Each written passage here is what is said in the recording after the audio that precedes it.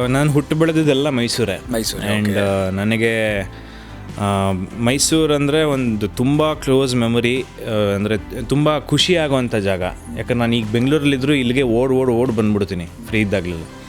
So because every road every ಗಲ್ಲಿಲೂ ನಮ್ಮದೊಂದು memory ಇರುತ್ತೆ. ಚಿಕ್ಕೂರು ಎಲ್ಲರೂ ಗೊತ್ತಿರ್ತಾರೆ. ಇದೊಂದು ಮೈಸೂರದೊಂದು ಗಿಫ್ಟ್ ಅಲ್ವಾ, ಎಲ್ರಿಗೂ ಗೊತ್ತು. ಎಲ್ಲರೂ ಇಟ್ಸ್ ಲೈಕ್ ದಿಸ್.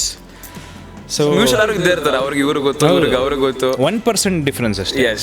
ಈಗ ಒಂದು ವ್ಯಕ್ತಿಗೆ ಇನ್ನೊಬ್ಬ ವ್ಯಕ್ತಿ ಕನೆಕ್ಟ್ ಆಗೋಕ್ಕೆ, ಇದು ಜಗತ್ತಿನ ಸತ್ಯ. ಇದು ಒಬ್ಬ ವ್ಯಕ್ತಿಗೆ ಇನ್ನೊಬ್ಬ ವ್ಯಕ್ತಿ ಕನೆಕ್ಟ್ ಆಗೋಕ್ಕೆ 7 ಜನ ಮಧ್ಯ ಮೀಡಿಯೇಟರ್ಸ್ ಇರ್ತಾರಂತೆ. Okay. You can connect to Amitabh Bachchan also. Okay.